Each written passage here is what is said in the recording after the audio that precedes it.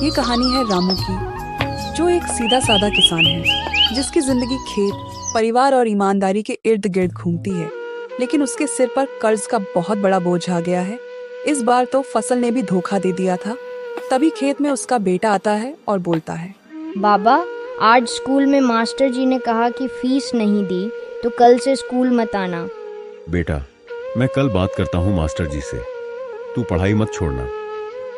गरीबी सिर्फ जेब में नहीं होती, कभी कभी ये सपनों को भी गिरवी रख लेती है। रामू, देखो, सिर्फ थोड़ा आटा ही बचा है, सिर्फ 2 रोटी बनेंगी। बच्चों को दे दूं? हाँ, मुन्नी और गुड्डू को दे दे। मैं खेत से कुछ साग तोड़ लाऊंगा। हर रोज तुम ही क्यों भूखे रहोगे? बच्चे तो आपके ही हिस्से से जीते हैं। तू बच्चों की भूख देखती है, मैं उनका सपना। जब तक उम्मीद बाकी है, हिम्मत नहीं हारूंगा। रामू, ये रोज की चिंता अब नहीं देखी जाती। मैं शहर जाऊंगा, मजदूरी करूंगा, सेठ का कर्ज चुका दूंगा। तुम तो चले जाओगे और हम? अगर मैं ना गया तो हम सब कहीं के नहीं रहेंगे। मुन्नी को बुखार है और गुड्डू स्कूल छोड़ने को कह रहा है। हे भगवान, आप ये मेरी कैसी परीक्षा ले रहे हैं? कर्ज वो जाल है जिसमें फंसते वक्त आवाज नहीं आती, पर निकलने की कशिश जान ले लेती है। कभी कभी परिवार को बचाने के लिए खुद को थोड़ा तोड़ना पड़ता है। अपनी किस्मत से हारा रामू अपने पड़ोसियों से मदद मांगने जाता है। काका, थोड़ा अनाज मिल जाता क्या? वादा करता हूँ अगली फसल में लौटा दूंगा। बेटा, तू तो जानता है अपने भी हालात खराब हैं।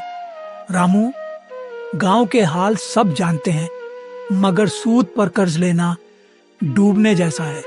वो कर्ज बेटी की बीमारी के वक्त लिया था और फिर बीज के लिए। अब सूखा पड़ गया। रामू, तू अकेला क्यों जले? ये आग तो हमारे खेतों तक भी पहुंचेगी। हम सब थोड़ा थोड़ा देंगे।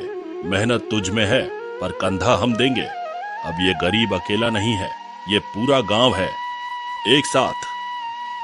मैं कुछ नहीं कह सकता। आपने मुझे फिर से जीने का हौसला दे दिया।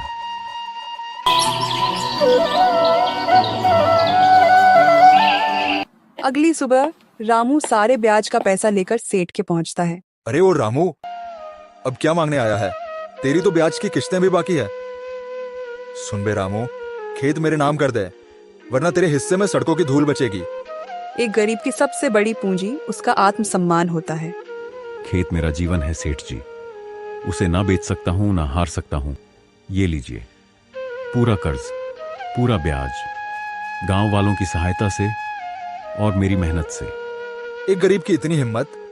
समस्याएं बड़ी हो सकती हैं, लेकिन अगर गांव एक हो जाए तो हल हर मुश्किल का निकल ही आता है।